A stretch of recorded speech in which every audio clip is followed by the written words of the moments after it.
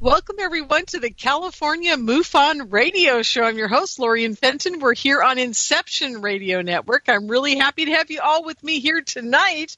Boy, if it, I was just telling somebody today, my life is never a dull moment. It's unbelievable. I wake up every day and I go to my email, and within 5 minutes, a crisis has happened in the emails, or something. Somebody needs me, or something's going on. It's unbelievable. If you guys only knew. Someday I'll be able to afford to hire somebody to help me. That will be the day, huh? I'll probably be laid out in my bed, half dead by that time. But you never know. You never know. Somebody may come to my aid. Those knights in shining armor visions I had when I was in my teens and 20s of I was going to be married and have a house and a husband and all that stuff. Boy, what a joke that turned out to be for me. But hey, I'm happy. I'm good. And let's see, you know what I was going to ask you guys? Hey, Jim, would you do me a favor, sweetie? Could you mute? Because I can hear you typing away there, which I don't mind, but... my guest tonight's James Fetzer, and he's quickly typing away on his laptop or his computer. We can hear him there, so that's wonderful. But before we get to Jim tonight, I got a couple of things I've got to talk to you guys about. Okay, number one is UFO Con is happening this year. I wasn't going to do it, but then as you guys found out just a couple weeks ago, I decided I'd pull the trigger, and I have done it, and so UFO Con is happening. So if you can get to caufocon.com and check it out, it's not expensive, and the hotel rooms are not that expensive considering they're in San Francisco. And you guys, if you can make it, please do come and support me. It's going to be a very interesting weekend, and here's why. Grant Cameron, who is on the pulse of all this disclosure stuff, and Melinda Leslie, who has been working, they both have been working behind the scenes for 25 to 40 years. Maybe it's about 40 years each. Now, I think Melinda's like 25 or 30. With Randy Copain, her in the, he hides out, but talk about a great researcher. This guy's amazing. And Grant has been working on this for at least 30 or 40 years, probably 35 is my guess, because he started digging into the whole who's really running the show back when the Charlie Red Star events were happening for him in 1975. So there you go. So it's been at least, probably 35 years that he's been looking into this kind of like who's really in charge. Because back when his Charlie Red Star event happened, the orbs that were flying around Canada, he went to people and said, why do you think this is happening? And they said, you're so naive. Right across the border in America is their missile silos. So this is why it's happening. So he went to the Canadian government. He's gone all over. But this first thought, just like my first thought in this whole UFO game is who's in charge? That's what I've always wanted to know. I never wanted to meet an alien. I never wanted to do any of that stuff. All I wanted to do is find out who's in charge. And I want to know who's running the secret space program and taking all of our money in these underground bases and what the heck's happening. Because, really, when you think about it, the aliens are here. They're doing their thing. They haven't killed us or eaten us yet that I know of. And, so I want to know who in America actually knows about their existence, spends all this money on the secret space program, and does all this stuff. I want to know who the heck they are. So anyhow, this has been going on for me for a long time, probably 15 to 20 years I've been digging into it. Melinda's been at least 25 with Randy, and I know that Grant's been doing it 35. And between the three of us, we have come up with some extraordinary stuff. Now, I told you here on the show before that we were locked away in a room in Laughlin, Nevada in November, swapping stories. Finally, for the first time, we all sat down and just threw all of our cards on the table, and we found pieces that we are not going to talk about until my conference. So you guys are going to be getting like kind of the inside scoop about what we have discovered over these years. And Grant is doing updates every day almost, or, at least 2 or 3 times a week, and that's great, and I want him to keep doing it. But if you want to get some real amazing information, and not just from Grant, Melinda and I, oh my God, there are so many other people that are going to be at this conference that have mind-blowing information. I mean, I swear to God. Preston Dennett is an unsung hero in the UFO community. He just wrote a book, not recently, but I think it's one of the most important books out there in the UFO field.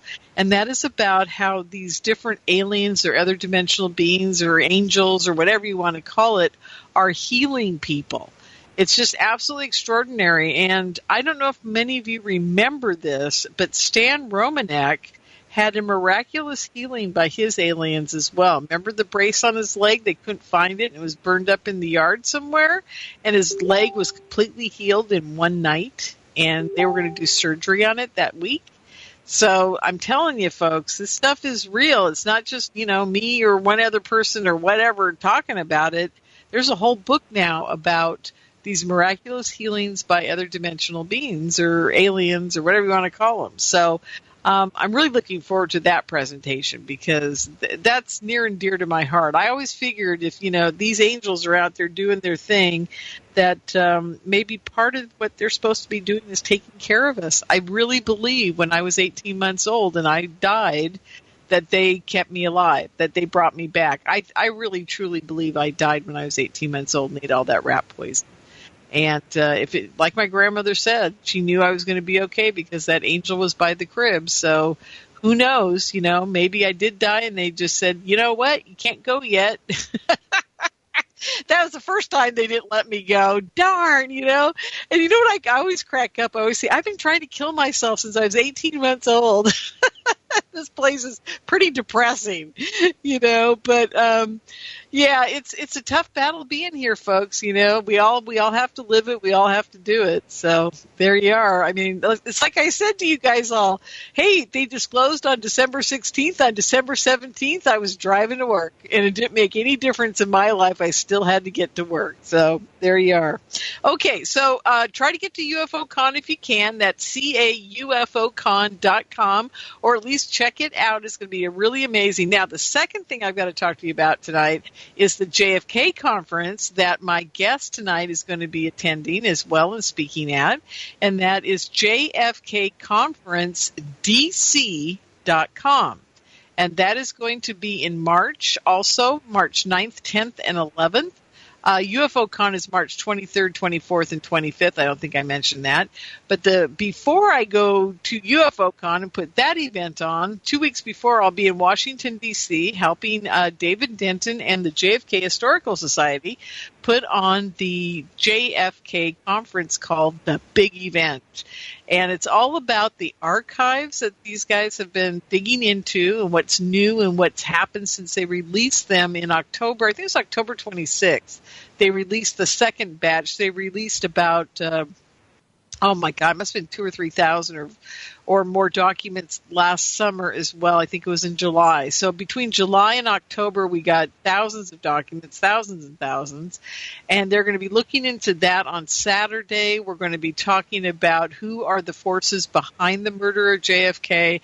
It's going to be wonderful. If you go to JFK Conference DC for District of Columbia, .com. You guys can find all about it there. The website's up. It's all clicking. Tickets are for sale. And I do hope if you guys are on the East Coast or even the Midwest, you get to this conference. If you can't get to UFOCon to see me, come to that one because, that's my other love. My other love, besides UFOs and aliens and Bigfoot and all that stuff, is truly the JFK assassination and the assassination of Robert Kennedy, Martin Luther King, you name it. I'm into it. But JFK is the one that I had the most profound experience with, and I think I've told the story here many a time to all of you about how I was watching Lee Harvey Oswald get assassinated right in front of me when I was 6 years old on television, and I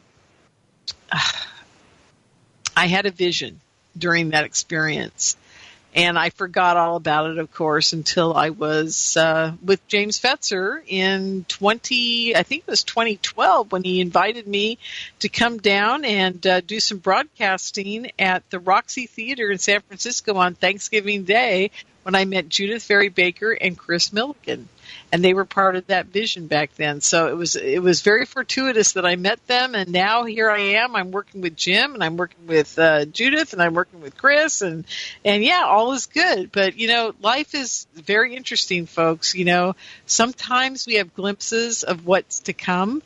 And we really need to pay attention to them. I didn't pay any attention to mine.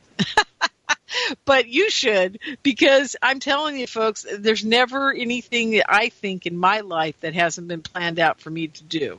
And, the real question is, though, why do I keep doing it? People ask me that all the time, and I just say to them, it's there. It's something I love doing it, but also it's there. It's a spirituality for me. It's kind of like my religion, my medicine. It's what keeps me going, because I swear to God, if we don't do something about this country, if we don't do something about the alien connection, if we don't do something about this to the point where everybody is informed about what's been happening and who did it, okay, and I'm talking about the JFK assassination, of course, and the others, then, you guys, we're doomed. Seriously, we're doomed. I mean, I drive around and I look at the streets.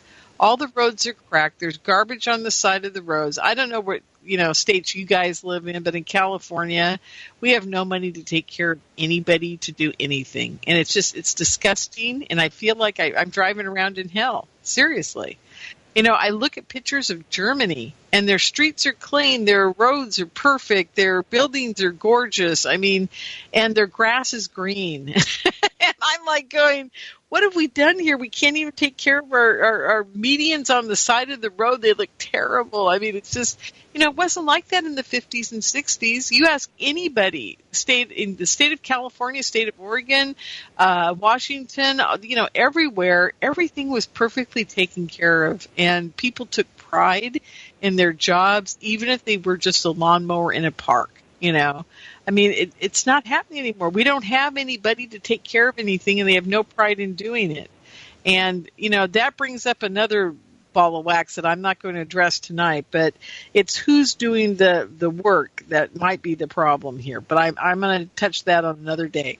Okay, let's see. The one last thing I want to talk about tonight, we got a couple more minutes for me to rant away here, is that I was at my MUFON meeting a couple weeks ago, and somebody came up to me later in the MUFON meeting and said to me that they thought I was being truly negative towards a lot of the people that speak, that are the big-time speakers in the community. And, I was really hurt when they said that, but then I took it to heart, and, they're right. I do. I am not, like I told you guys, Greer, Good, I can rattle off a dozen names of people that I'm just, I will not support them. And the reason I won't support them isn't because that they're liars, thieves, or whatever. A couple of them are, and that's why I don't support them. But that's another story for another day, too. But the reason I don't support Corey Good is not that, he isn't a nice guy or whatever. It's just that he has taken a lot of the stuff that's been going on over the years, and he's turned it into his story, and you just don't do that in our business. You just don't do that. It really irks me. Now, I've met Corey several times, and he is a nice guy. I think he's being fed this stuff. I also think that he might be a severe mind control victim. A lot of people are really coming around to the fact that where's he getting all this stuff? And his story just continues to grow and grow and grow. But it also sounds like somebody else's story as well. See, if you dig around in all the past people that have talked about secret space program and what they're doing, you'll see that there are pieces to his story. And every time he starts in on a new topic, you're going, wait, didn't I hear that from somebody like in 2008? Oh, wait, didn't I hear that from somebody in 2012? And I feel sorry for the guy. Now he thinks he's Enoch, okay? Hey, that's fine. I have no problem with him being Enoch or whatever, But, if he's going to be Enoch, why doesn't he do something to save us here? I mean, I'm sorry. I'm just kind of losing it. When that happened last week, when that 26-page report came out, I read the whole thing, by the way, because I do follow what everybody's doing. And I'm telling you, folks, I just was like, oh, my God, okay. And if it's true, it's remarkable. But I'll tell you something else. I know 5 other guys who have more remarkable stories. They've talked to thousands of dignitaries from other planets, not 82 or 62 or whatever it was.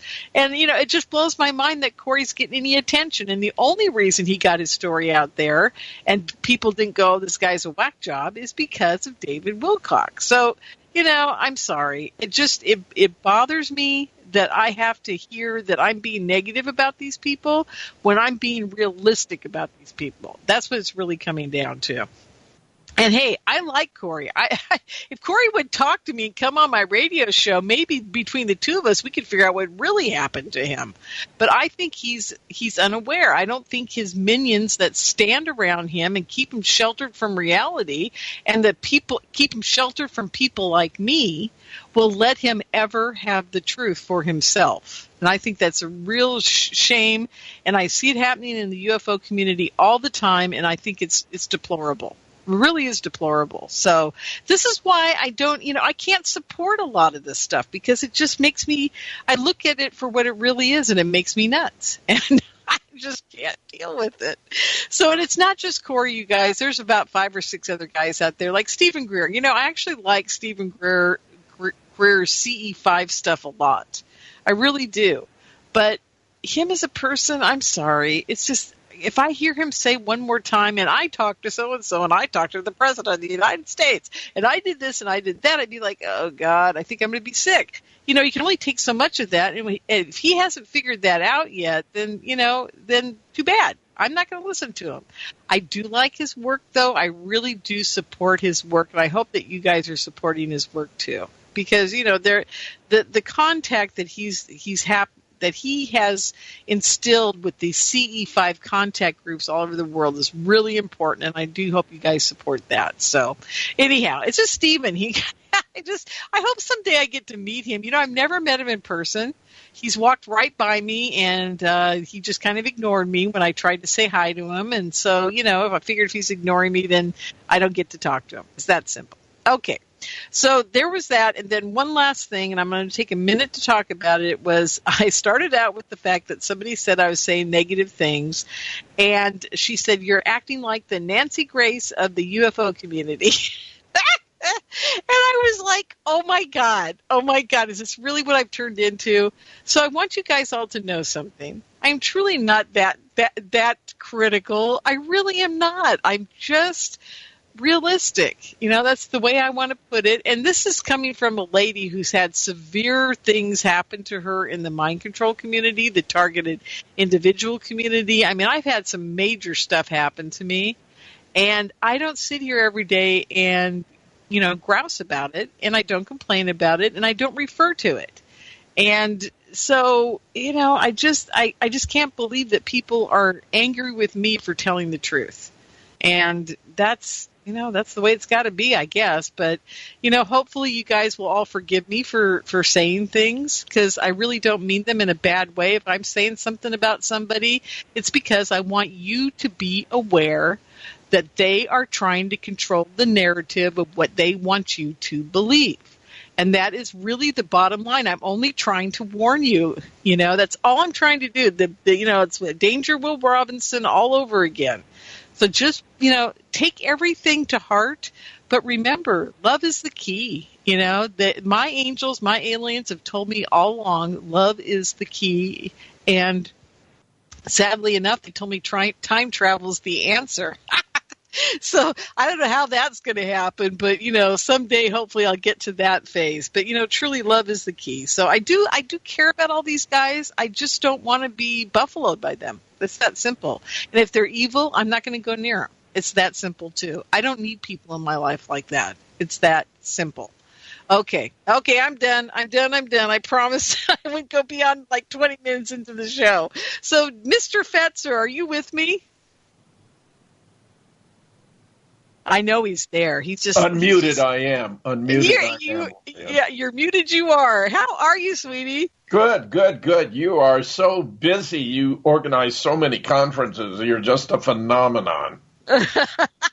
Well, you know what? I had the best time. I wouldn't be doing what I'm doing today if you hadn't introduced me to Judith and Chris at that 2012 Roxy Theater, JFK, and you and them being there signing your books and stuff. And St. John Hunt. Oh, and St. John was there. That's right. You know, did I ever tell you the story that St. John and I actually knew each other before, but we couldn't remember, and then one day it popped into our heads? I used to go see his band play when I was in my late 20s and early 30s here in Northern California. Tell me more. Well, that's pretty much it. I can't go band. What kind of a band did he have? Oh, he was playing rock and roll and a little bit of. They didn't do heavy metal. They did a little bit of acoustic every once in a while, but they were fabulous. St. John and the Sinners. I did not know he was E. Howard Hunt's son at the time, and I think I was flirting with him quite a bit. But he had a girlfriend, and I think I had a boyfriend, and we crossed paths at the bar a couple times, and Does he sing and play guitar? Is that his? Oh, my God. He is. Did you know that he can play the guitar behind his back and upside down? It's unbelievable. It's unbelievable. And Lorien, while we're talking about California, what's this idea of counties in California seceding? I mean, Jerry Brown wants to treat the state as though it were a sovereign nation. I'm just buffaloed, and I grew up in California. As you know, I was born in Pasadena, so I'm just absolutely befuddled about what's going on in California. Well, if you're befuddled, think about how I am. I was just telling everybody, and you were listening, about how the roads are filthy. Everything's a mess. It's all cracking around me. All the buildings are old. I mean, we're just falling apart here, and they act like everything's too sweet, And the fires, they have my God, stunning components. It looks as though all the chemtrails have been dropping was actually planting, aluminum particles in the ground so that when they were heated up by these directed energy weapons, they would cause intense fires that would be almost impossible to extinguish. I mean, we've got homes that are taken out, and there's none of the foliage around the home is damaged at all, but the house is reduced to ash.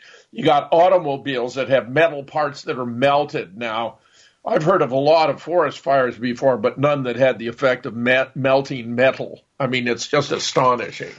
Yeah, it is pretty amazing because I've talked to a couple guys up here. I haven't mentioned this on the shows yet because I'm still doing my research on it.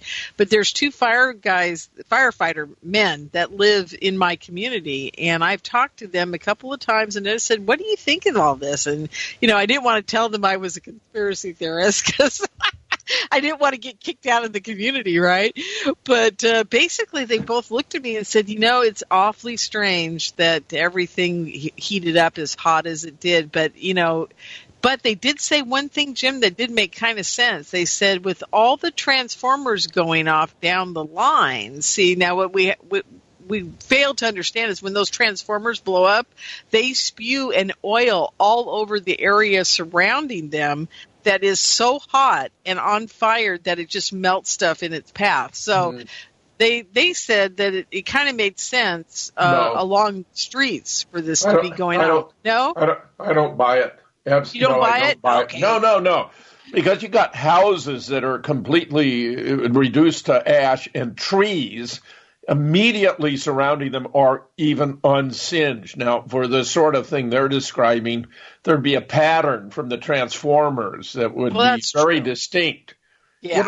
Like when you water, if a water fountain or a fire hydrant goes off, you see the distinct pattern surrounding the source of the water. In this case, you would see the distinct pattern surrounding the source of the heated whatever, the elements coming from the transformer, but they're not there. I mean, I've looked at enough of these photographs, and it does appear to be the effect of directed energy weapons that are airborne. These appear to be from aircraft, possibly from satellites, interacting with the effects of the chemtrails, and it's horrifying Lorien, because it really means that the United States or Israel, those are the only candidates, are out to destroy the United States. I've been very troubled by the hurricanes, destroying Houston, major oil center, Puerto Rico, missing Florida for some reason, maybe because there are too many fat cats there who have influence with these groups. I mean, Florida is a very big area for Jewish community down there in Miami and all that. So maybe they wanted to spare them. But I'm telling you, it's either Israel or the United States that's doing damage to the United States. And don't think it can't happen because it happened on 9/11 too, of course.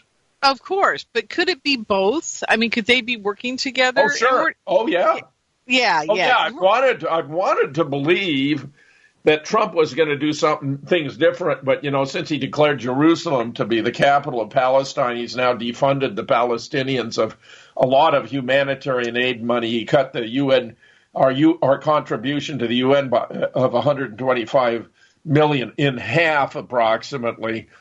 He's done other things that I regard as examples of taking an Israel first rather than America first foreign policy. And he's been demonizing Iran consistently. We're the only entity in the world that would have an interest in demonizing Iran is Israel, because they fear that Iran's influence in the Middle East is exceeding their own. They don't want that to be the case. I mean, right. 9/11 was organized to draw in the American military to do the dirty work for Israel by taking out the modern Arab states that were serving as a counterbalance to Israel's domination of the entire region. And we all know about the project for a greater Israel. And if you want to refashion an region like the Middle East, the best way to do it is create tremendous chaos, violence, wars, refugees, and then you have the opportunity to come in and define a new map. And believe it or not, Lorien, we already have the new map. It was drawn in 2006 under the supervision of the Council on Foreign Relations for a new Kurdistan, a state for the Kurds, that includes areas of Iraq, Syria, Iran, and Iraq. And frankly, when I saw that map, I said, when the president of Turkey isn't going to take this well. He's already notified He's already notified NATO. He's conducting an imminent invasion of the area to take out the Kurds. Yeah, the problem we've got, and I just want to say this as a disclaimer before we go on here, folks. We're not bashing the Jewish people here, okay? We're bashing, if that you want to call it that. What we're doing is we're looking at the leaders of certain sects of people right now, because, it's like saying Lorien Fenton's bad because Trump is nuking North Korea, okay?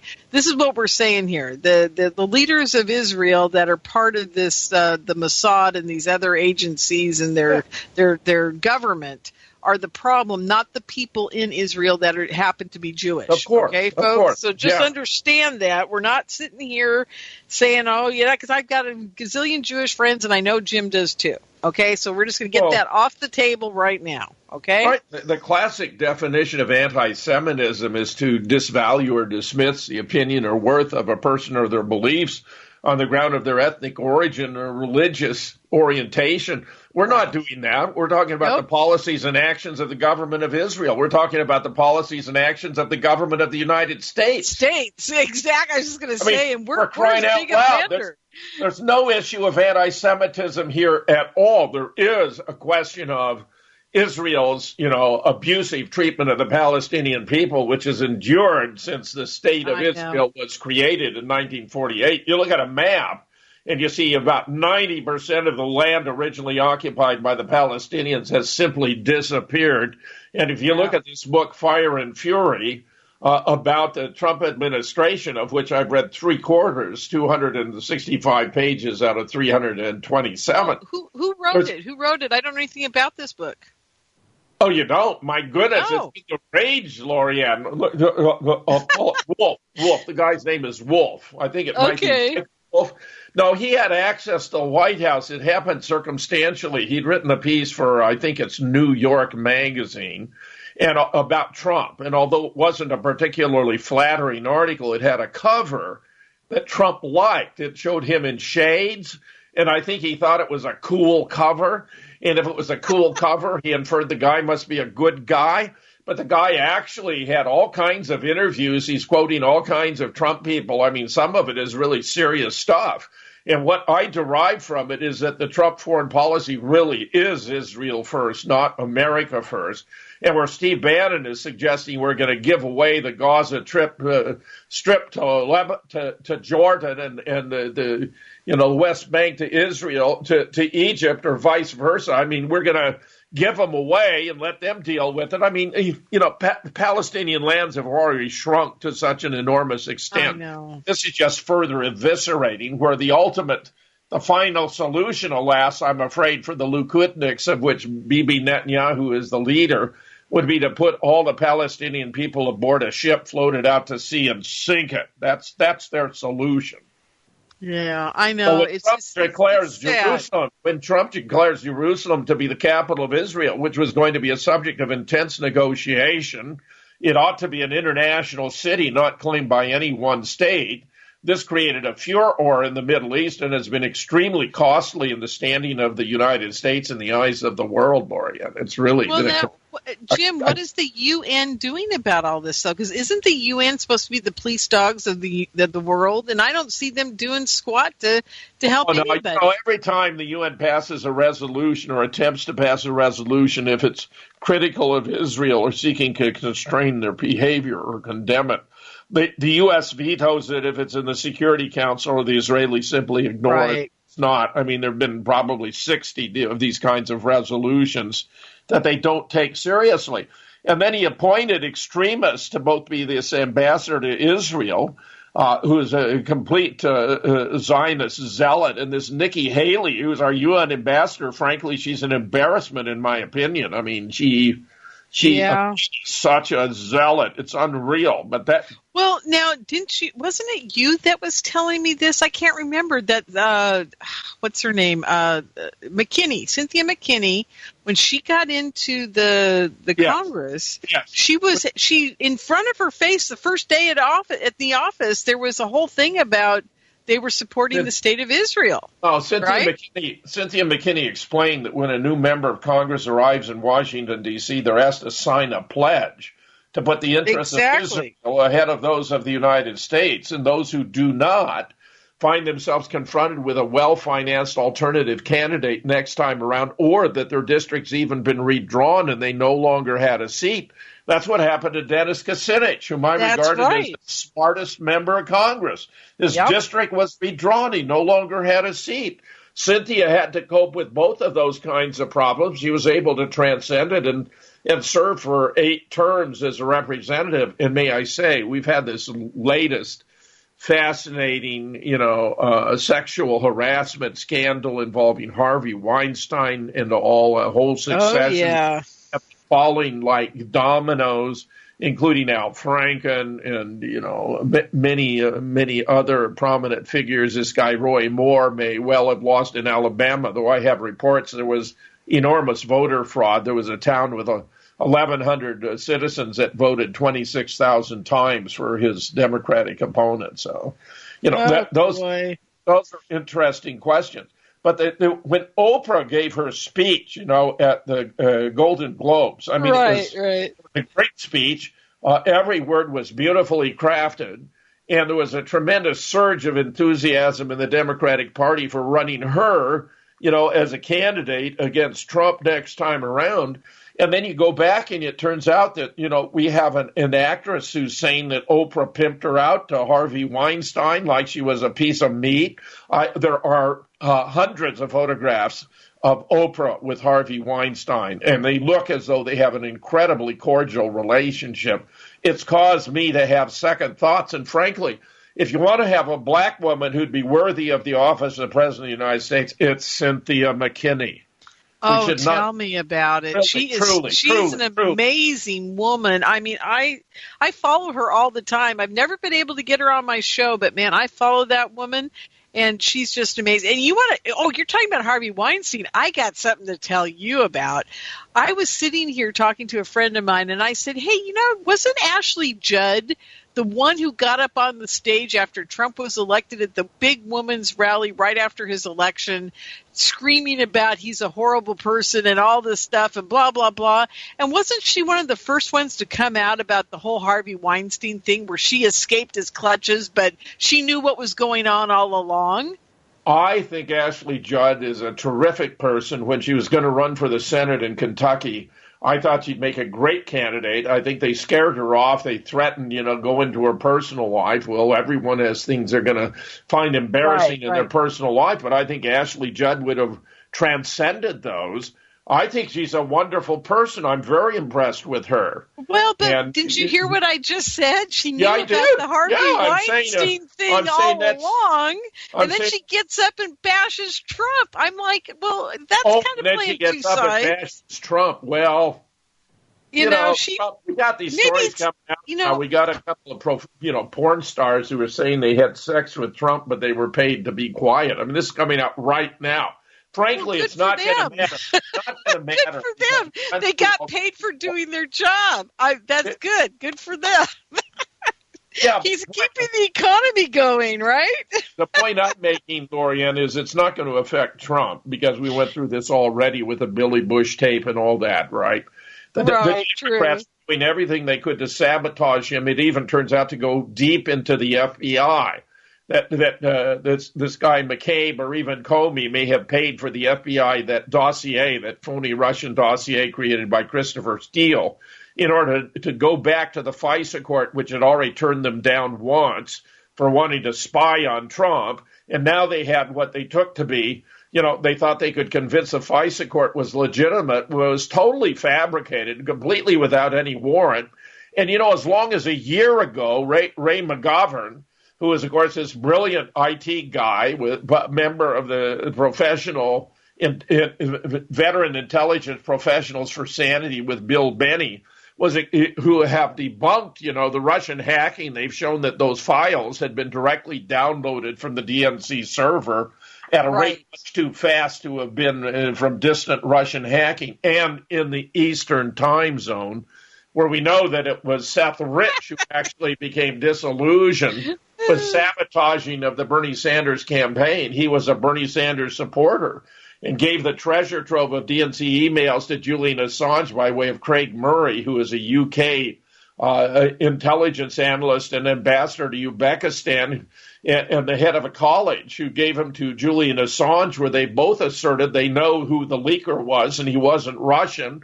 And for that, of course, he was shot on the street, but actually he was taken to Washington Medical Center and he had non-life-threatening wounds until they were invaded by law enforcement officials who cordoned him off and wouldn't let physicians treat him, and he was induced to die. I mean, it's a huge scandal. And you have so many more. You got a Haitian official just showed up in the U.S. who was going to testify about the Hillary having, absconded with $2 billion that was for humanitarian aid for Haiti. What? Wait a minute. I hadn't heard about this. When did this break? Brand new. I'm reporting on these things almost every day. So he goes to his hotel and he hangs up his coat and he brushes off his shirt and then he shoots himself in the head, right? That's just what you expect to happen. This is another Arkansas. The Bill death list is climbing toward 200, and the American people have to understand these are arch criminals who have done enormous damage to the United States. And I have Jim, you have no idea what I put up with every day at my office.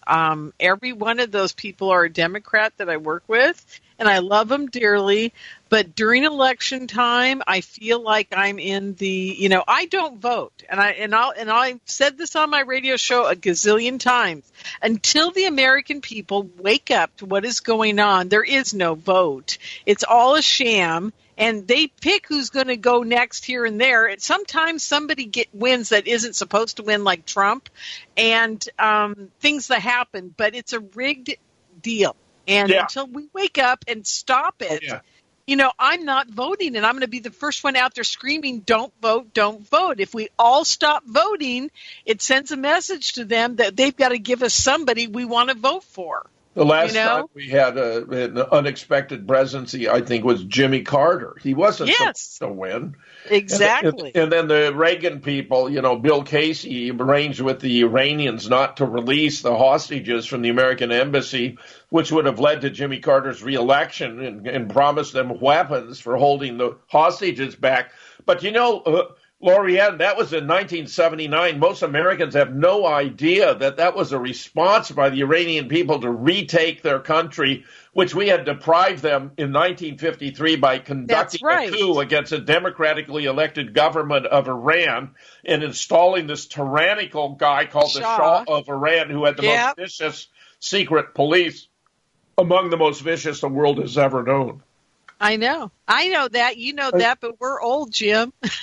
But Lorien, American people think that the Iranians struck first by, taking our embassy, and therefore they're bad guys. It's ridiculous. We struck first in 1953, and it was that's what they're teaching in the schools and the colleges now, aren't they? And in 53, the CIA went in and messed with those guys. Isn't that correct?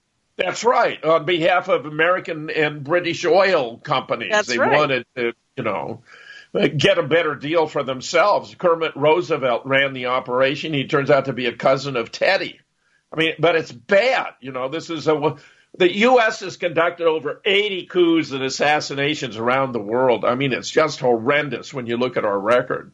And the reason you don't hear about what actually is going on in the world is because the project Operation Mockingbird infesting the American media, which began in the 1950s, it was so successful that by 1975, William Colby, then its director, testified to Congress that the agency owned everyone of significance in the media. Everyone of significance in the media. And at the time, Lorien, there was no alternative media. There was only the media. So what we have today is the Mockingbird media because it's so infested with the CIA. A study was done at CNN, and 100 of their journalists and officials at CNN are not only CIA, they're dual U.S.-Israeli citizens. It's that bad. That's very interesting. I didn't know that. And I tell you, my wife's addicted to CNN, and I've done so much research on so many of these subjects, and when they start issuing false claims about the Russian hacking and all that, I just can't tell. that these are CIA ops, and that includes Rachel Maddow and this guy Keith O'Donnell. O'Donnell, It's long gone. I really liked Oldman, but he's been out of it. Rachel came in to really, replace Olbermann. And this guy, this Joy A.M., she's absolutely practically obscene because she's such an obvious op. It's embarrassing to me. We're getting propaganda 24/7. It's unreal. And all the major networks are right in their pitching. That's why they're so upset with the alternative media, Lorien, including shows like the shows you host and the shows I host. They're very upset by the alternative media. You know what? Yeah, we got to tell people how to find your show because, I listen to your show. Do you know that I only listen to a very select few people, but I listen to the JFK show every week, the Real Deal and the JFK show, because those are my favorite shows. So tell everybody where you're at so they can find you. It's actually the Raw Deal on Revolution Radio. That's right, Raw Tuesday. Deal. Yeah. Well, it was the real deal. For 2.5 years, I did 215 two-hour video shows. They were sensational, and you can still find him.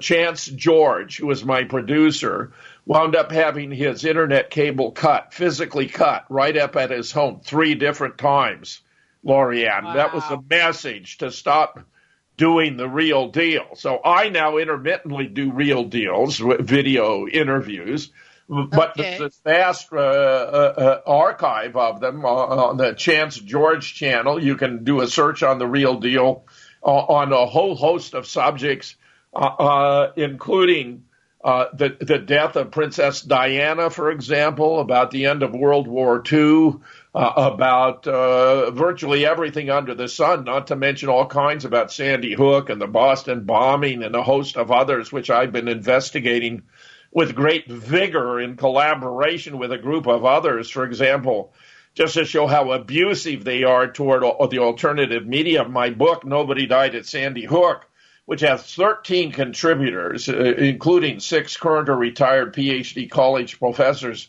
went on sale on Amazon on, 20 October 2015. It blows the whole case apart. It shows that the school had been closed by 2008. There were no students there, that it was a FEMA drill. We even found the FEMA manual. It was a 2-day drill on the 13th, going live on the 14th. This is why you had porta potties already in place, why you had pizza and bottled water at the firehouse, why you had so many there with name tags on lanyards, why you had a portable sign that says everyone must check in, why you even had parents bringing children to the scene. Lorien, no parent would bring their child to the scene of a child shooting massacre. This was Tell a me rehearsal. about it. This was a rehearsal. They were treating it as a festive occasion. It says right in the manual, everyone must check in, which explains the sign. For FEMA drills, they have refreshments and restrooms, hence the porta potties, the bottled water, the pizza. And, of course, they're managed by color-coded name tags on lanyards. It all fits. Some of the participants became so confused about the dates, Lorien, that they put up donation websites the day before the event. Even Adam Lanza, the alleged shooter's date of death, was initially recorded in the Social Security Death Index as having occurred on the 13th, making his feat in shooting 20 kids and 6 adults the following day all the more remarkable. God, Jimmy, crack me up. I swear to God. But, it's not funny, because what we're really saying here is that our government is getting away with these false flag operations, and they are just keep doing them, and we keep biting we keep taking the bait, as a society. And it's, what it comes down to, Jim, and I've been saying this for 6 years now on all my radio shows, it comes down to mind control. Because that's the bottom line here. We've created a society of apathetic people who believe everything they're told, and they don't want to argue about it, and they don't want to discuss it. I can't even get my family to talk to me about anything to do with anything that's of any importance, because they just feel like, I can't do anything about it. Why do you keep bringing it up? Tell me about it, Lorien. I mean, my wife was all with me on JFK, halfway with me on 9/11. But since Sandy Hook, the Boston bombing, Charleston, Las Vegas, no, she thinks I've lost it. Let me tell you how bad it is. We've actually discovered how they fabricated the kids at Sandy Hook. They used they used photos of older kids when they were younger. I mean, it was that simple. So that we've been able to prove it with Noah Posner, for example, who's the most famous of the Sandy Hook kids, because he not only died on 14 December 2012 in Newtown, but on 16 December 2014 in Pakistan, where his photograph shows up again. Kelly Watt, who's been a very astute student of Sandy Hook, had over 100 hours of conversation with his ostensive father, Lenny Posner. Over 100 hours. She told him she didn't believe a word he said. She didn't believe he had a son, didn't believe he died. Lenny, no doubt inadvisedly, sent her a copy of a death certificate that, guess what, turned out to be a fabrication. Bottom half of a real death certificate, top half of a fake, had no file number, had the wrong estimated time of death at 11 a.m. when the shooting officially took place between 9:35 and 9:40. And needless to say, if he actually had a son who died there, he would have been able to send Kelly a real death certificate rather than a fake one. Well, right. Kelly has a very keen eye, and she noticed a striking resemblance in the family photographs that were on the internet between the young Noah at 6 and his older stepbrother named Michael Vabner. And she'd show friends pictures of the two and ask if they looked to them as though they were related. And they said, oh, yeah, that's the same person. So I put together a subgroup of all my collaborators, who are numerous on Sandy Hook, 6 of us, and we determined that they had the same eyes, that they had the same ears. Ears, of course, are as distinctive of fingerprints. Right. And they had the same nose, the same eyebrows. Larry Rivera, who, as you know, has done this brilliant work of superimposing images to prove that it was Lee Oswald in the doorway and not Billy Lovelady, and that Billy Lovelady was standing beside him with his hands raised to protect his eyes from the sun.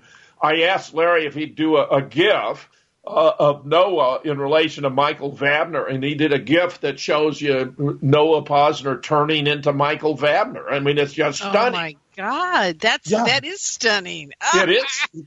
It absolutely is stunning. And Wolfgang Halbig, who's been at this for a long time, has turned up a photograph of 8 of the Sandy Hook girls, which he juxtaposes with their photographs as the deceased children, and you can see exactly what they look like now. And of course, none of them died at Sandy Hook because they were all fictional. So I did a recent video update on this. I've done several with a fellow by the name of Ruhe, R-U-H-E. Okay.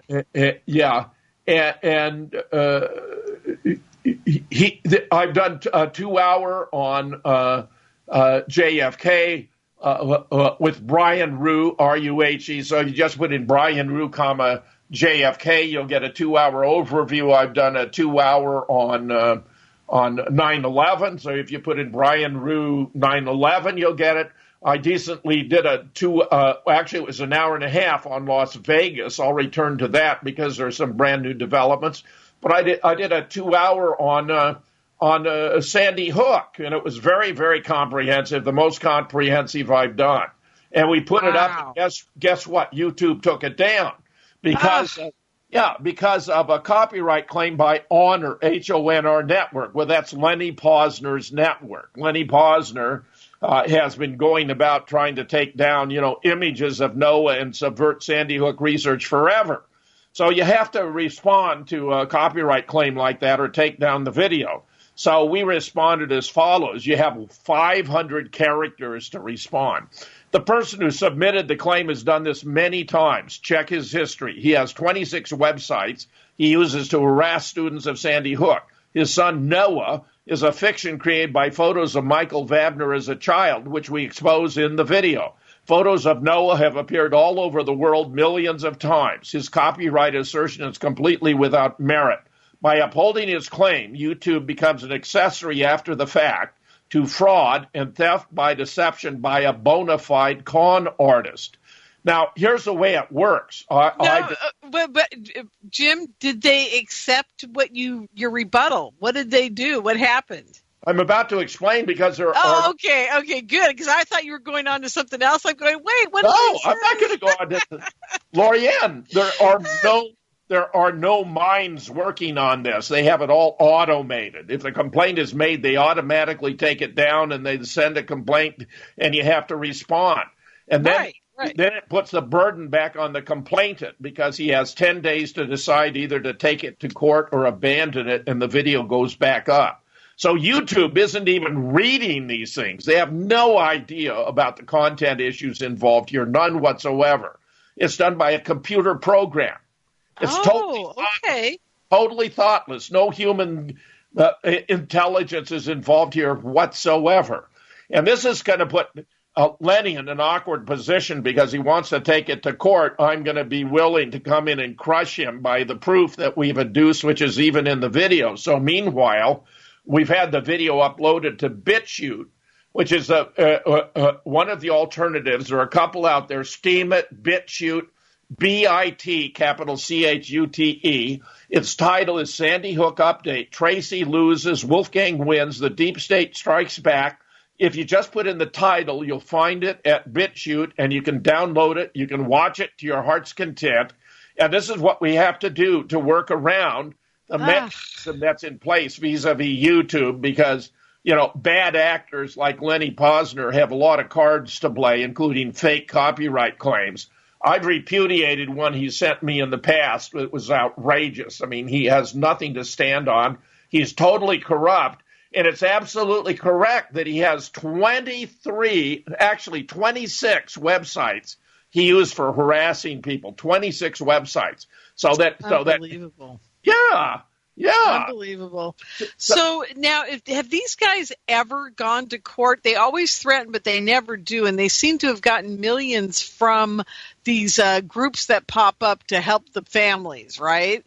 Well, so they got, how much money did they get out of that? Well, sympathetic but gullible Americans contributed between 27 and 130 million. These are minimal figures. And you divide that between the 26 families. So by faking to have had someone who died, you pocketed over $1 million. And I'm convinced that's why Lenny is being so aggressive. I mean, he has other motives, I believe, that are deeper and darker. But he's afraid if the hoax becomes public, well known, that he may have to return more than $1 million and very well might be prosecuted for fraud and theft. Exactly. Of which he's massively guilty. Well, so, I mean, hey, now, Jim, it isn't just him. We're talking about every other person who claimed to have a child that died there. Yeah. They're all go to prison, you know. Yes. And who's the ringleader of this? Do we know? Do we know who put this all together? Yeah. No. Oh, yeah. Oh, this was a Barack Obama, Joe Biden, Eric Holder, Daniel Malloy, Newtown School Board, Connecticut State Police operation. The medical examiner was in on it. You may or may not recall, but on the day of the alleged shooting, on the 14th, the day after the rehearsal, there was no surge of EMTs into the building, no string of ambulances to rush the little bodies off to hospitals where they could be determined to be dead or alive. No medevac helicopter was called. The medical examiner, during a press conference he gave, explained they didn't even allow the parents to see the bodies, but identified them by way of photographs. Well, once you realize there were no bodies, you realize the ingenuity of what they were doing. They were having them identified by photographs, which was the only form in which they actually existed, because they were fictional characters made up out of photographs. Isn't that interesting? Wow. That is just amazing to me. And, you know, it's one of those things, Jim, it's never going to get taken care of because, again, nobody cares. Nobody's apathetic. But I'll tell you something. The day that happened, and I saw those dudes in the camo outfits being chased through the woods, I knew something was very wrong with the whole picture. Because they weren't focusing on them. They weren't putting them in front of the cameras. They didn't show you them being hauled off. It looked like they knew they were there for some reason. It looked like an exercise to me. But listen to me, Lorien. This is by no means over. Lenny Posner brought a lawsuit against Wolfgang Halbig. He's a former Florida State customs agent, school principal, national school safety expert, for violating his privacy, because in some of his, he had a website devoted to it, and in some he'd reprinted information I think he'd received from the police, but it included the name and address of Lenny Posner, who's a very mysterious guy who's used aliases. As best we can tell, his actual name is Leonard P. Ozner, O-Z-N-E-R. So he conflated his middle initial with his last name to come up with Posner. So he brought a lawsuit against Wolfgang. Well, Wolfgang was going to respond to it, and he went to the first 3 pre-trial hearings, and Lenny didn't appear. That led the judge to give Wolfgang the right of discovery. Well, it turns out they were going to have an additional hearing about this. Wolfgang had a new attorney who's very, very good, a new judge who was all business. He directed that Lenny must submit to a video deposition. And at 4:59 p.m. Eastern Time, the last possible moment, Lenny withdrew his lawsuit because he didn't want to subject himself to a deposition. Oh, my God. Well, with that, we've got to take our break. It's the top of the hour. This is unfreaking believable.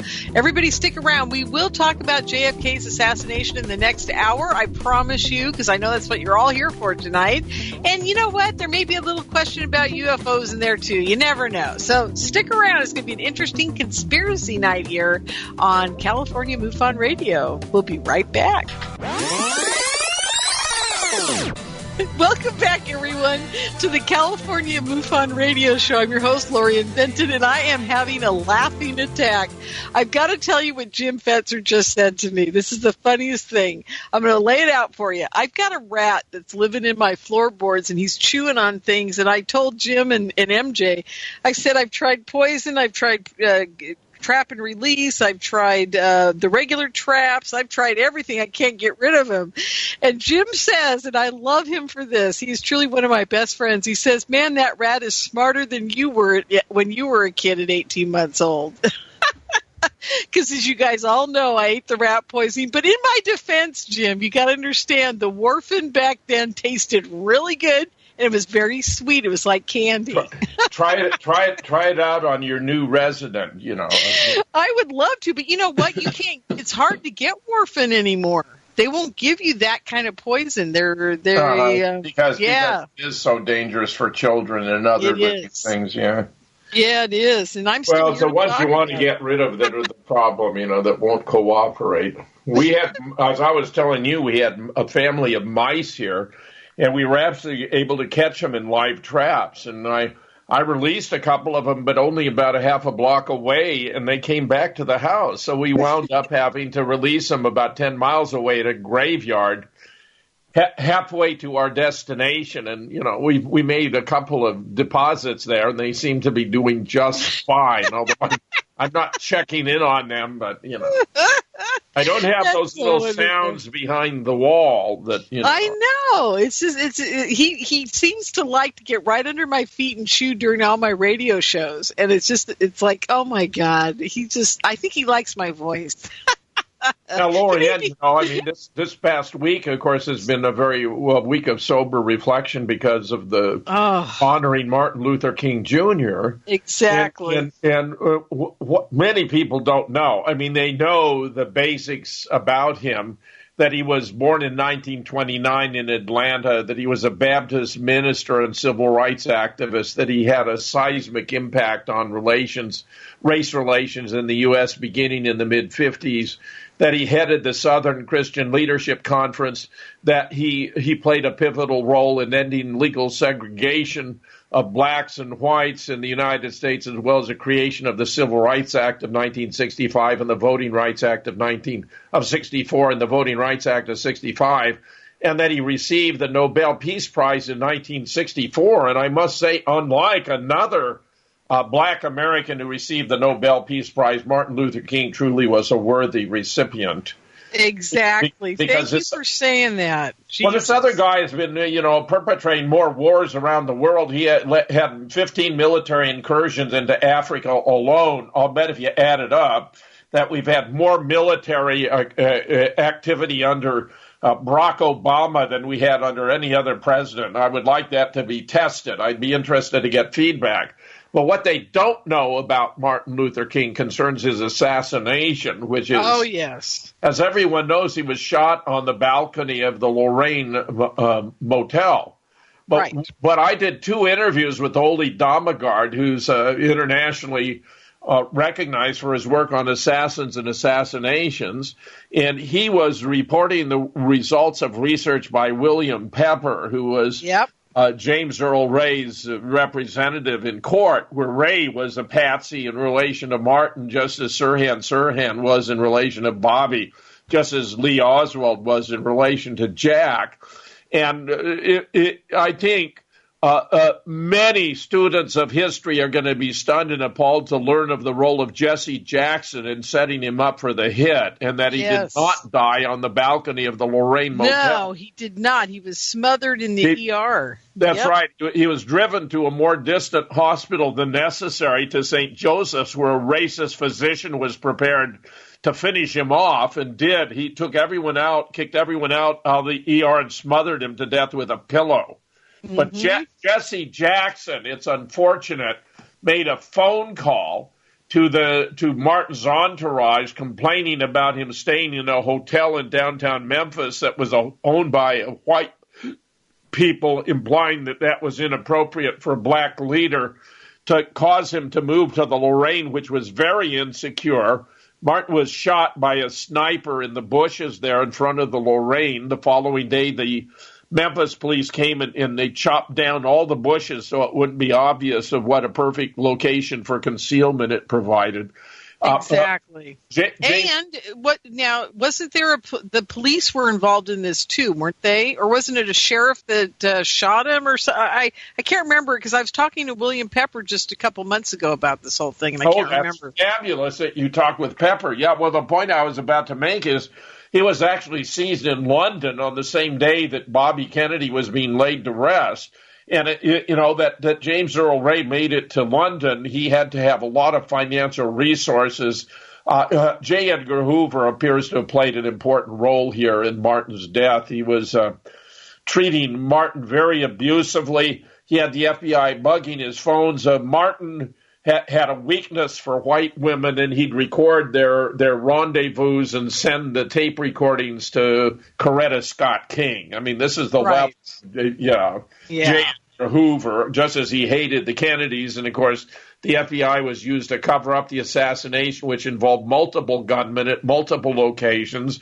Whereas we've already mentioned before, we've been able to prove that Lee was actually in the doorway of the book depository when the motorcade passed by. I mean, it was that blatant. They knew about it themselves.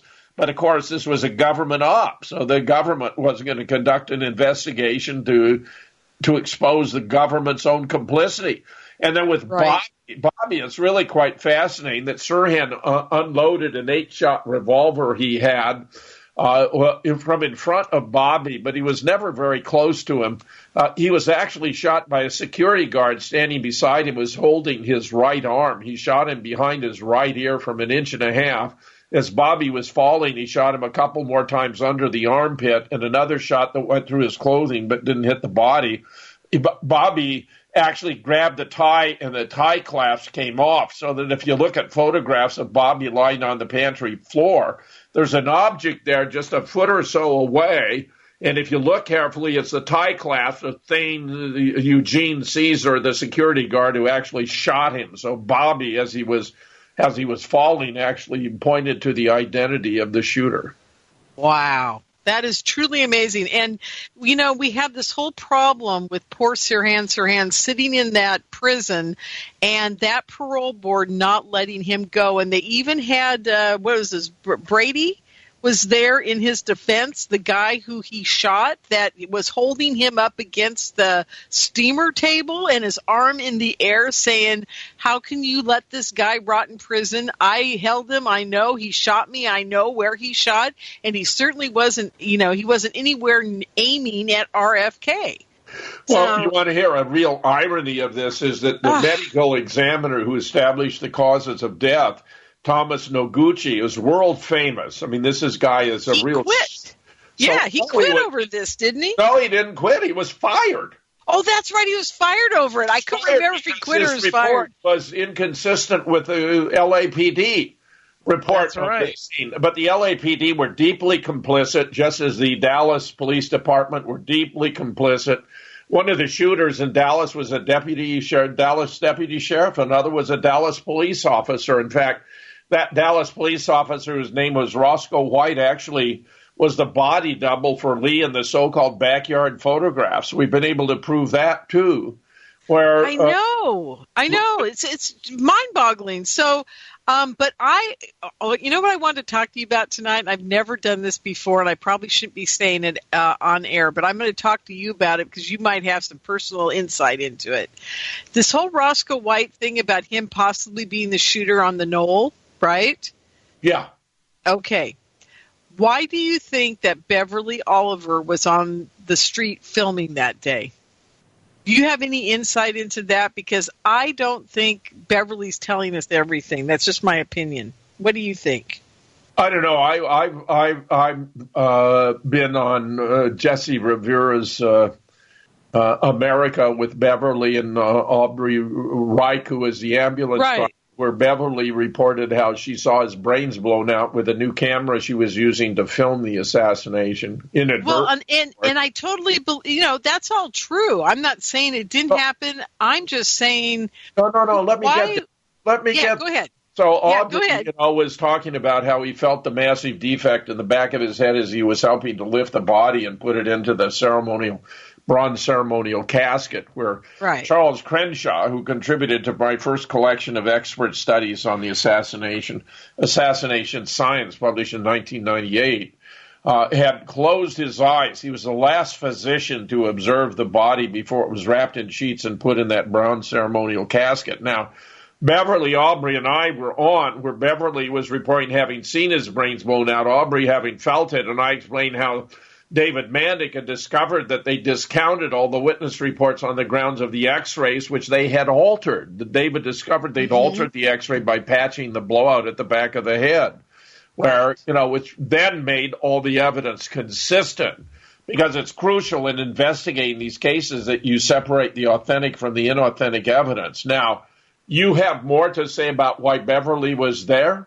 I mean, I spent some time with Beverly when we thought we discovered her film. It turned out to be the Nix film. But I was with Beverly making these huge blow-ups of frames of the Nix where you can see a shooter in the background.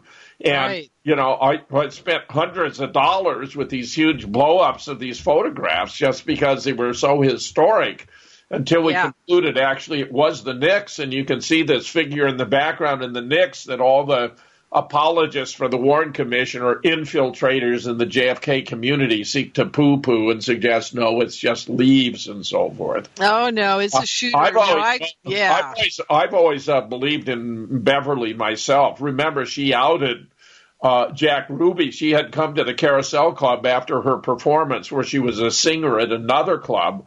And Jack introduced her to his friend Lee Oswald of the CIA. And as Beverly has said, she didn't know what it meant then. And, she still doesn't know what it meant today. Well, let me tell you about Beverly. I totally believe everything she has to say. But here's where my little brain starts going, kind of firing sideways for me, Jim. Go ahead. Is that she has always said, and she said it on stage 3 years in a row at the conference, and I listened to it every year. She says the night before the assassination, she is asked by Jack Ruby to go out and serve drinks at this party, and she's there till 5 or 4 or 6 o'clock in the morning, right? Okay, I get that. We know it's probably a bunch of mobsters. I think she's kind of intonated that it's that.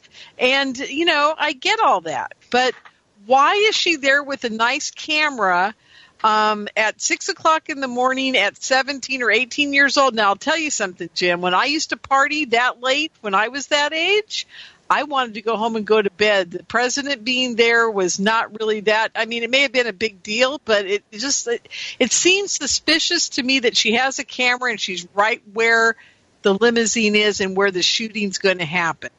Knowing Jack Ruby and been with him all night with a bunch of mobsters. So maybe she was assigned to be there and she's not going to ever tell us. Well, it's very, very interesting. I don't doubt Beverly was there. She's the babushka lady. She's wearing this headscarf. She is filming with a new camera. She, at one point, told me about the camera. I'm just not recalling exactly what the story. She may have, in fact, included it when we were on Jesse Ventura's America, meaning you can, if you do a search for Jesse Ventura's America, JFK, Beverly Oliver, Jim Fetzer, Aubrey, you're gonna find it, because I believe she explained then what she was doing there with the camera. But I agree, what you're saying is extremely intriguing. It is. It just and why am I the only one that is like not? And you know what, Beverly, it's so interesting to me. I tried to talk to her the very first time I met her about it. I said, I want to talk to you about what you were doing the night before. And she said, I've got to go talk to somebody else. I'll talk to you about it later. And then she's never talked to me in 3 years since then. She won't come near me. She barely talks to me. Okay.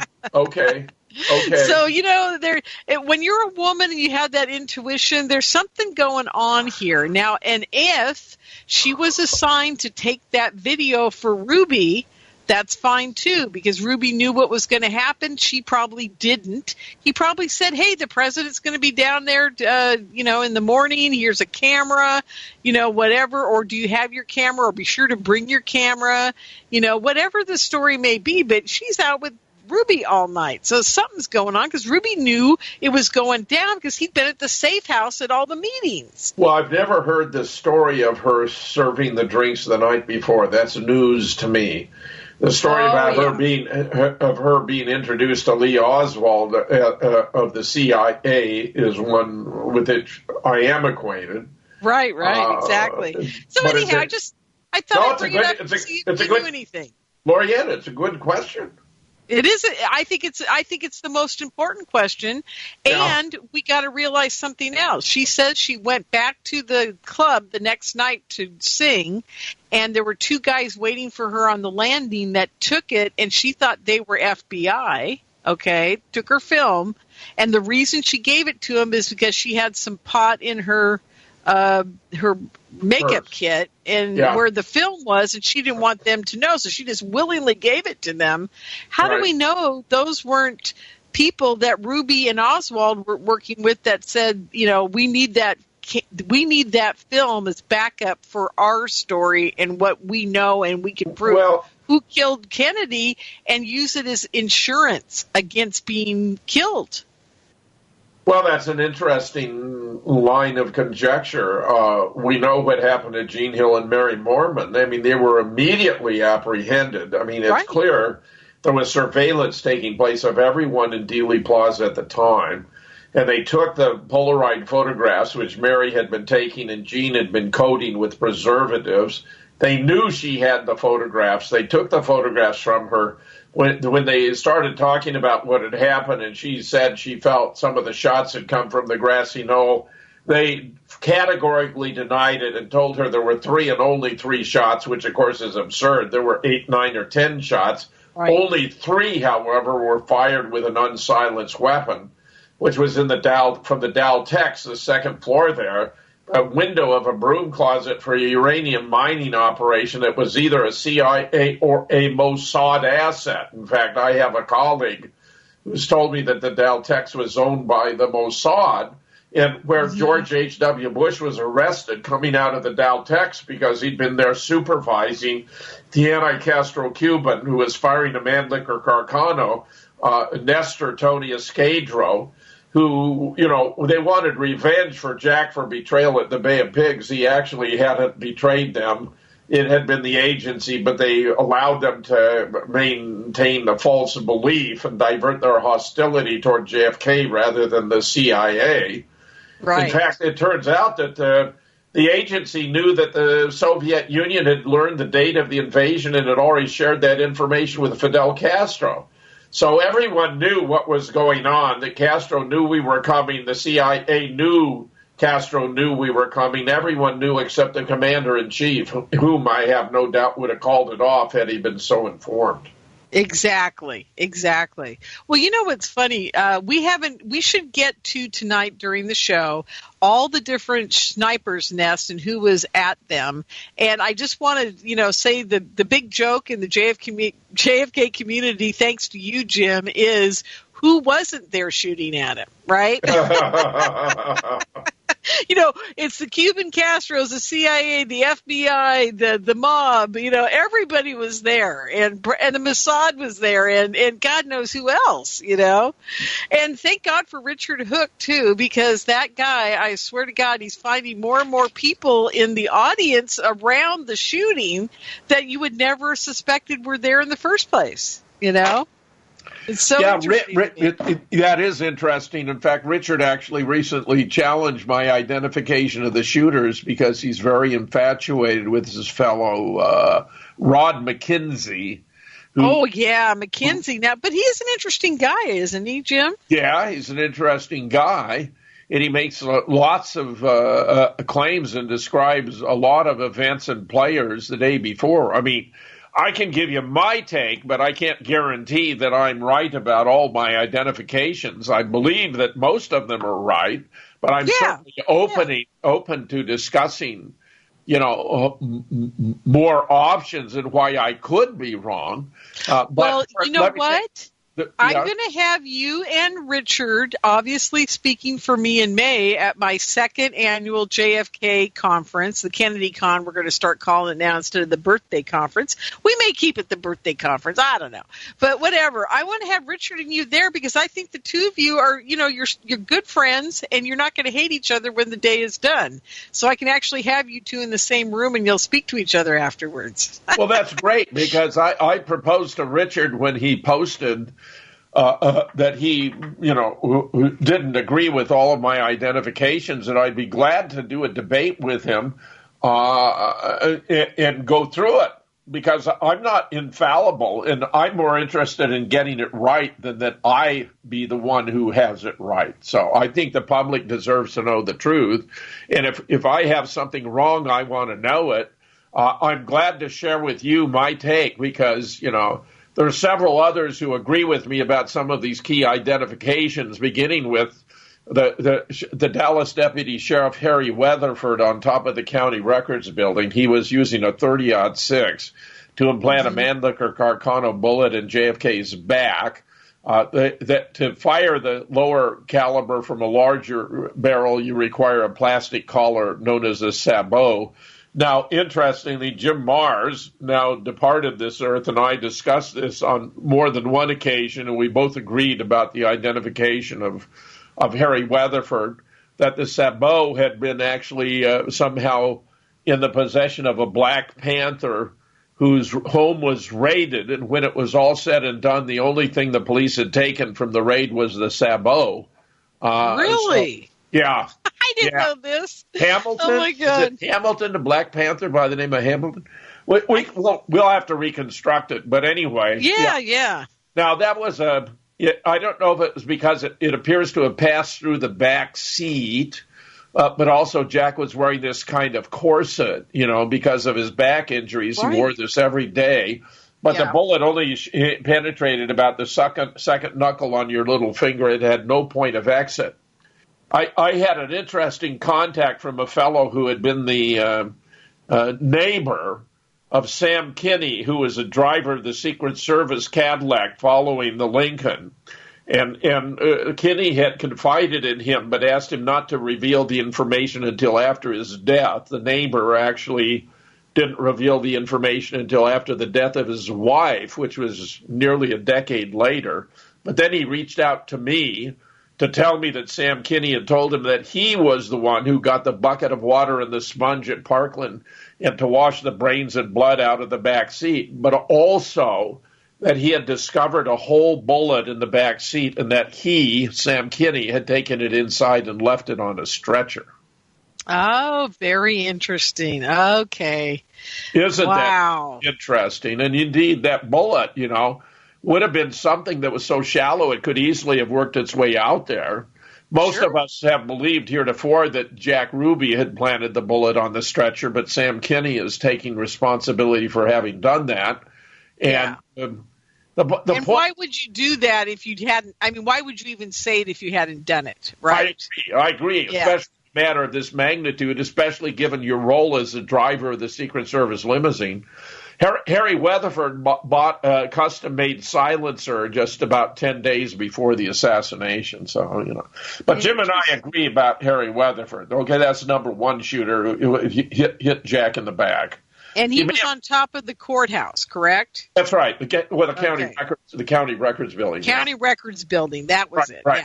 Okay. Now let's move on to the Dow Tex, because isn't that next in line? Pardon me? No. Isn't that the Dow Tex next in line in a circle? Yeah. It would be across the street from the Dow Tex, right? And it would cross the street from the book depository. So, let's see. Yeah. Use Elm Street as a divider. The county records building is on the south side of Elm, the Dow Tex on the north side of Elm, just as the book depository is on the north side of Elm. And the second shooter, on my account, was a fellow named Jack Lawrence, who was an Air Force expert. Now, Larry Rivera and I have gone to track the trajectory. Brilliant work was done on this shot, which hit JFK in the throat. It passed through the windshield of the Lincoln limousine, not far off of the center. They actually had to move Jack's military aide to the last vehicle along with his personal physician, or he would have been hit by this round. I mean, this shows you how painstakingly they had plotted all of this out. I originally thought he was on the south end of the triple underpass because there were above ground sewer openings on both the south end and the north.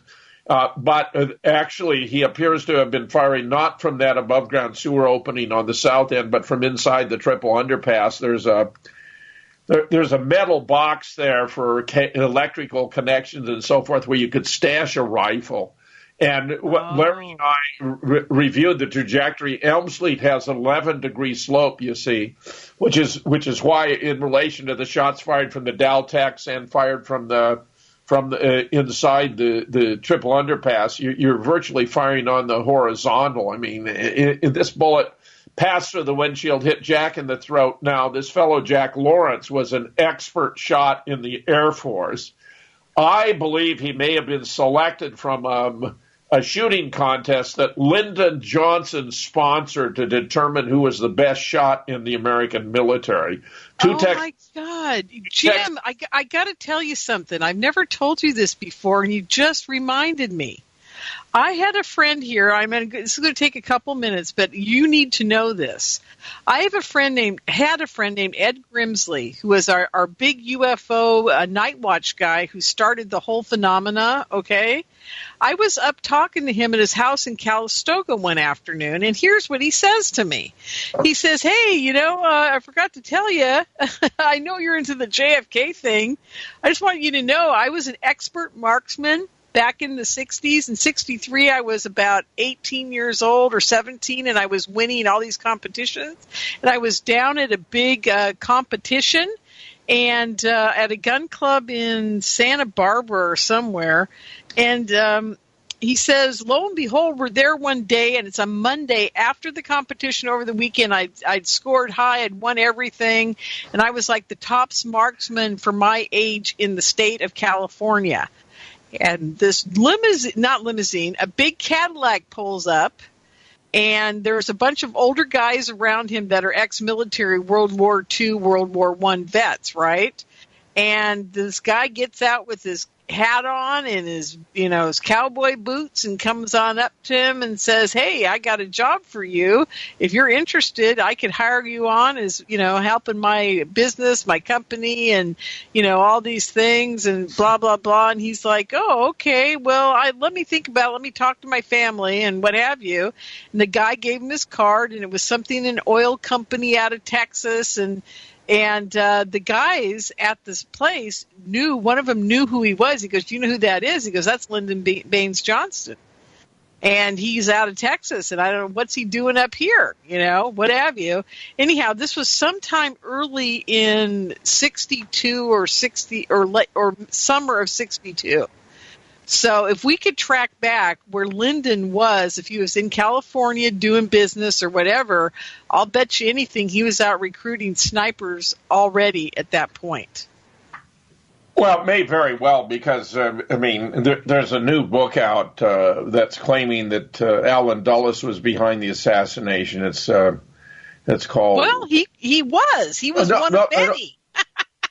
Yeah, but Lorien, it's a work of disinformation, because it's distracting attention from the role of Lyndon, who forced himself on the ticket in Los Angeles in 1960 in order to accede to the presidency by taking Jack out. In fact, this is a fascinating story, because Jack had already invited Stuart Symington of Missouri to be his running mate, gave him overnight to think about it. Bobby went by the Johnson suite to extend a pro forma as a gesture invitation to be his running mate, never imagining that he would have the least interest, was astonished when Lyndon jumped on it, threatened to expose that Jack suffered from Addison's disease, meaning he wouldn't live a long, healthy life, that he'd had dalliances with beautiful women, including spies for East Germany. And moreover, if he were not on the ticket, then in his position as the powerful majority leader of the Senate, he'd bottle up any legislative proposal sent down from the White House, which would be dead on arrival. Right. Now, Bobby and Jack, really, they hadn't had Lyndon on their long list, much less their short list. But they found themselves boxed in and couldn't figure out a way around it. So they had to accede to Lyndon's demands. When one of Johnson's wealthy backers learned of this, he blew up. He came into the Johnson suite cursing and swearing that LBJ was going to help JFK become president. Bobby Baker took him into a bedroom and explained to him what they had in mind. He came out all smiles and said he thought that was an excellent plan. Bobby Baker would later declare that Jack would not live out his first term in office and that he would die a violent death. Lyndon even sent his chief administrative aide, Cliff Carter, down to Dallas to make sure all the arrangements were in place for the assassination. Now, this new book called The Devil's Chessboard by David Talbot is intended to distract attention from Lyndon and place it on Alan Dulles, who, was a bureaucrat. I mean, he and John Foster did a great deal of damage to John Foster having been Secretary of State under Eisenhower. and Dulles being, an icon in the intel community and the director of the CIA when it was created out of the Office of Special Services. But he wasn't a guy who would, declare or take actions on his own. He despised Jack. He later would say the man thought he was a god. He certainly demonstrated he was no god when he had his brains blown out in Dealey Plaza. But the fact of the matter is that this was very important, Lyndon's role here. This is very interesting story you're telling me, but Lyndon, as vice president, had a shootout at San Antonio, which we learned about from a couple of Texas Rangers who participated in the shooting, to find, and it may be that that's how Jack Lawrence was identified, because this shot, we've got a guy named Jim Lewis, by the way, going through the South and firing through cars and abandoned cars and junkyards to see if he could attain the same results. If you look very carefully at the Alchin 6, the very famous photograph taken by James Ike Alchin, the Associated Press photographer, where you see in the foreground is the presidential limousine. Jack is already clutching his throat, the Secret Service looking around like they have no idea. This is where Lee Oswald, doorman, is peering out as though he has no idea what's going on. You can actually see the window in the Dowtex framed by the fire escape. You can actually see the hole where in the windshield where Jack's left ear would be if his left ear were visible. It's a small white spiral nebula with a dark hole in the center. And, of course, as I say, he's already clutching his throat. Well, Jim Lewis, firing through junk cars in the South, found it leaves a hole that's a small white spiral nebula with a dark hole in the center and makes the sound of a firecracker passing through. And you'll remember how many witnesses reported the first shot. What they took to be the first shot sounded different, than it sounded like a firecracker. That's so now we know why. True. Yeah. Well, this guy, Jack. So yeah, just to clarify, folks, we're kind of going around. I took us off on a track I shouldn't have taken us off on, but I wanted Jim to know that I think LBJ was, looking for people that he could use as patsies or play during, leading up to all this, because Mac Wallace was always his go-to guy, right?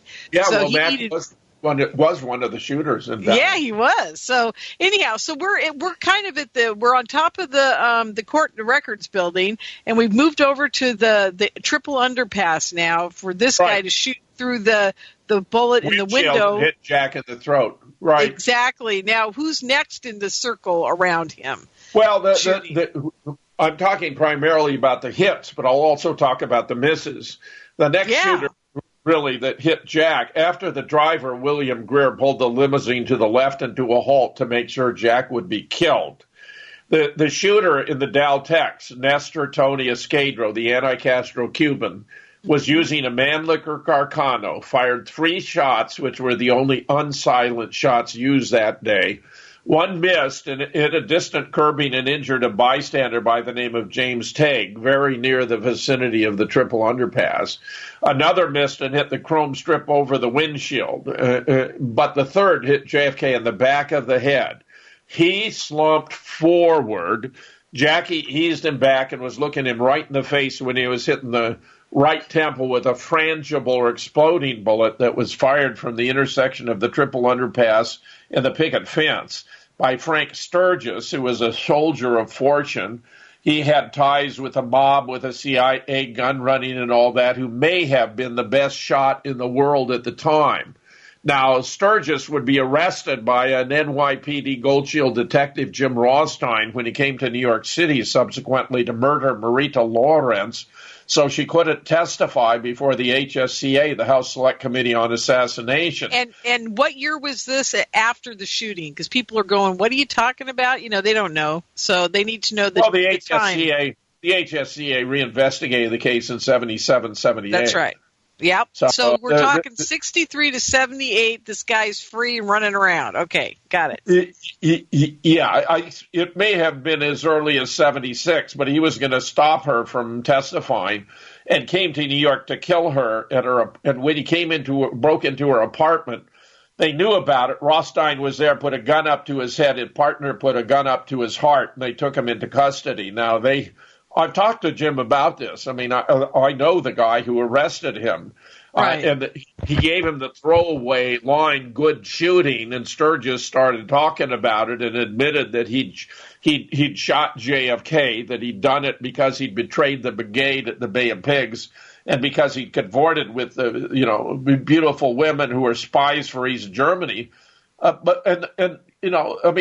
What Lyndon had said to Bobby about Addison's disease and Jack cavorting with these beautiful women was true. I mean, this was information from that J. Edgar Hoover had provided to Lyndon. I mean, they were so tight. Hoover was the godfather to one of Lyndon's daughters. They were neighbors in Washington, D.C. They were very tight, and they both regarded the Kennedys with disdain. I mean, one of the fascinating features about this D.C. conference with David Denton that you're managing, Lorien, is that you have the two leading experts on Lyndon Johnson, President Phil Nelson, who's published this completely brilliant book, LBJ, Mastermind of JFK's Assassination, where his work on the early years of Lyndon Johnson is just incredible stuff. It is. Yeah, you discover that book how changed my world.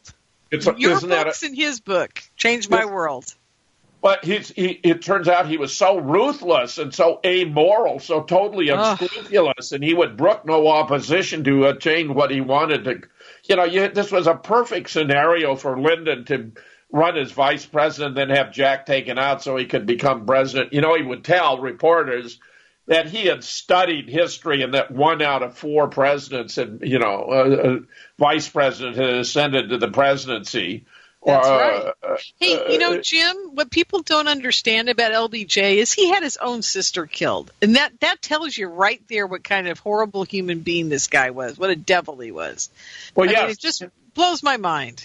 Yes. Well, I haven't got to the other shooters because Mac Wallace appears to have been in the Dow Tech. Yeah, I'm sorry. We only have 15 minutes left. We got to get to all the shooters. Not on the west side, but on the east, where he was firing at Ralph Yarborough, at John Connally, who was the governor of Texas, but Lyndon Johnson's crony, who'd been his campaign manager, in the mistaken belief that it was Ralph Yarborough. LBJ and JFK had a huge argument that morning where Lyndon wanted to get Connally out and Yarborough in, but Jack wrote him on the ground that the chief executive of the state should ride with the chief executive of the United States. There wasn't time to notify the shooters.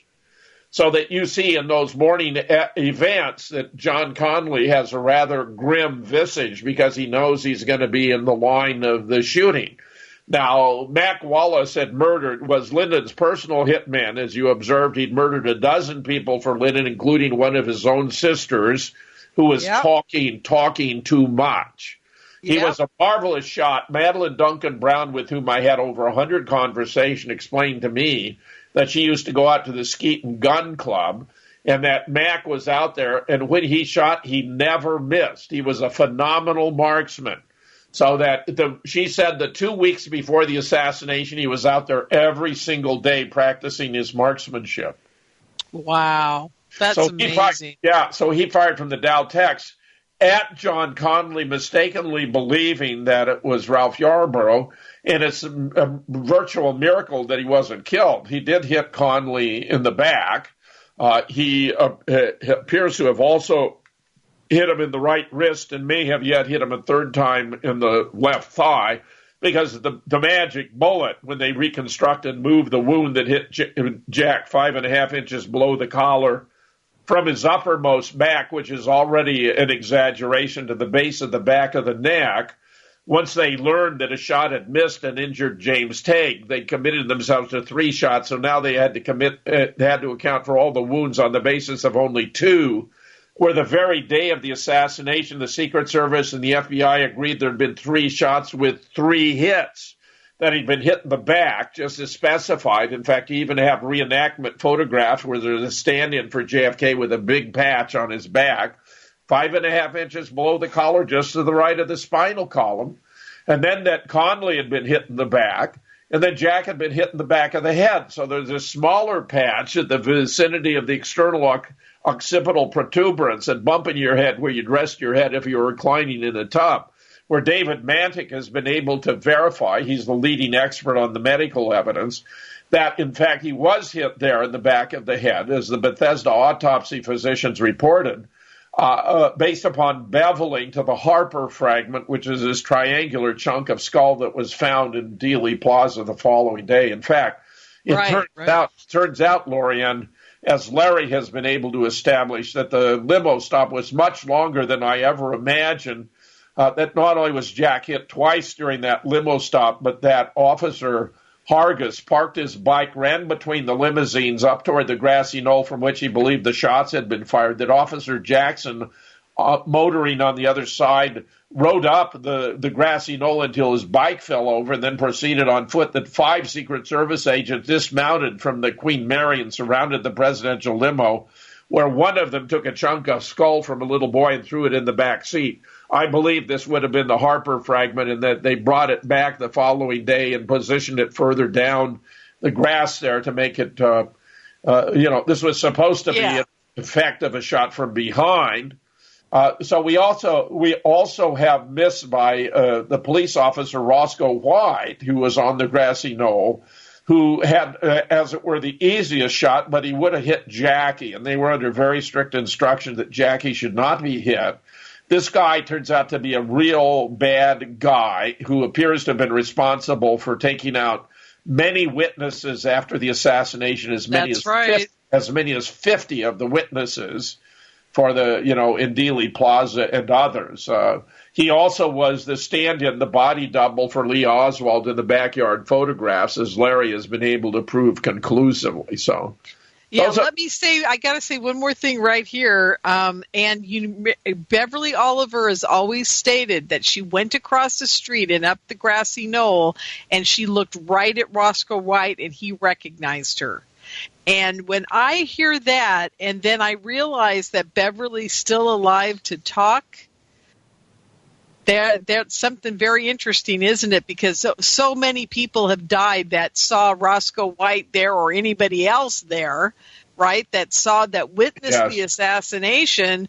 And, Mary Mormon's still around, and so is the family, the guy who took the 2 kids and his wife down to the ground. I can't remember their names right now.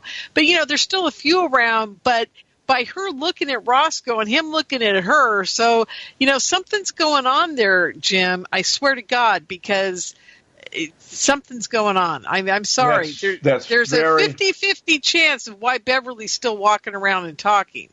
That's very interesting, Lorien. That's very interesting. Yeah. So anyhow, I'm just saying this, and this is the first time I've ever said it, and I'm doing it live on air because I think there's something going on, and that's my opinion. That's very interesting. But having said that, let's get back to Roscoe White and what we know he did. Yeah, very bad guy. Right, very bad guy. Ole believes there was at least one more shooter in the Pergola area, whom he's identified as a member of a crime family from Toronto by the name of Clyde Forshaw. Yeah. And he may have also been a shooter, and there may or may not have been any others, but he would represent the Bronfman crime family there. They were distillers who were in competition with Joe Kennedy and also tied in with Israel, and this would be the Israeli connection there. Yeah, a lot of people don't realize how many Jewish people were running the mob. It was run with Italians and Jews. Well, Michael Collins Piper, in his book Final Judgment, makes a very clear distinction between the Jewish mob run by Meyer Lansky, where Chauncey Marvin Holt, whom I got to know personally, who was the third of the 3 tramps who'd actually prepared 15 sets of forged Secret Service credentials for use in and around Dealey Plaza at the instruction of his handler in California, Philip Twombly, when he was working at the Los Angeles Stamp and Stationery Store, which was a 5-story building. First 3 a legit business, or 4 actually, and then the top was the CIA running its ID op, where the lower floors were a company that manufactured police officer and sheriff badges and equipment. So if they needed, a sheriff or a police ID, they could not just get a fake one, they could get a real one. A real one, right. I remember that. Oh, my God. Yeah. It's crazy. So who was on the 6th floor of the school book depository? That's where we're still waiting for the answer. No, was nobody firing from the assassin's lair. No shots were fired from there. Oh, now that's interesting because you're going up against Hook's version of that, which is that Mac and Marita Lorenz and Roy Factor and Oswald were all up there, and then Oswald said, "I've had it, I'm leaving," and walked out at about 12:10 and went and get 8 or 12 noon and 8. I think that's fantastic, my own opinion, but I like Richard. Richard did the brilliant work of identifying George Herbert Walker Bush in the window in the depth with Tony Nestor Tony Escadro supervised. We have these other photographs. We have one of Ed walking past the 3 tramps, none other than Edward Lansdale, who was Air Force general responsible for assassinations all around the world. He was identified by no less authorities than Victor Krulak and E. Fletcher Prouty, who was a liaison between the Pentagon and the CIA and the White House for covert operations, Krulak being among the most celebrated Marine Corps generals. Then we got another photograph, of course, of Bush standing in front of the book depository. He was actually arrested coming out of the Dow Tex. The deputy sheriff kept records about it. He identified himself as an independent Houston oil man, which was his cover. He actually had supervised the Bay of Pigs invasion, which was codenamed Operation Zapata, same name as the Bush family oil drilling company. Exactly. I believe if it had been successful, they would have had the concession to drill all over the Caribbean basin. He rechristened 2 of the ships right before the invasion, one Houston, the other Barbara. When he'd been a pilot in World War II, he named his planes after his wife, Barbara. And then we have a third photograph where Edward Lansdale is waiting to speak to George H.W. Bush. In fact, Richard has turned up photographs of W there in Dealey Plaza. Can you believe that this guy would bring his son to the scene of the assassination of the president? I know. It's mind-boggling to me. I think you have this famous line you always say in all your shows. It was, there were more spooks there than a soldier of fortune conference. That's what Chauncey said to me. Chauncey, because he brought the 15 sets of forged Secret Service credentials. He was told to leave them in a red pickup truck parked behind the grassy knoll. That's a parking lot used by the Dallas Police Department. The pickup truck wasn't there. He wandered around Dealey Plaza. He told me he saw more hitmen and assassins than you'd find at a Soldiers of Fortune convention. He went back. The pickup truck was there, so he left the 15 sets of forged Secret Service credentials. And he, in the company of Charles Harrelson and Charles Rogers, whom he knew as Richard Montoya, proceeded to a boxcar in the railroad yard down behind the parking area, which they were told would look to be locked but would be unlocked. When they climbed in, they found it was loaded with ammunition, explosives, and weapons, which has led me to believe that they were fallback patsies, that if Lee had played out, that you got these 3 guys, and Harrelson was a hitman for the mob, and Chauncey. Exactly. Chauncey had quite a history. Sometime we'll have to discuss it at length. I mean, he was even at one point the accountant for Meyer Lansky. He ran a school for assassins. They put out I was just contracts on Chauncey, and the other guys came up with a short end of the stick. I mean, this fascinating stuff. It is. He was an extremely important character in all this, and he's so overlooked, but thank God for his book. That's all I got to say. That book is just fascinating. It's just unbelievable. In my wildest dreams, I would never think that these characters that were involved with all this, they're horrible human beings, but you look at their life and you go, how in the heck did they get to where they got and what they were doing? It just, they should have been dead after the first 2 years of doing what they're doing, right? But these guys seem to go on and on, like Sturgis went on and on and on, and from one episode to the next, Well, I'm very respectful of the work of Ole Damagard and of Richard Hook.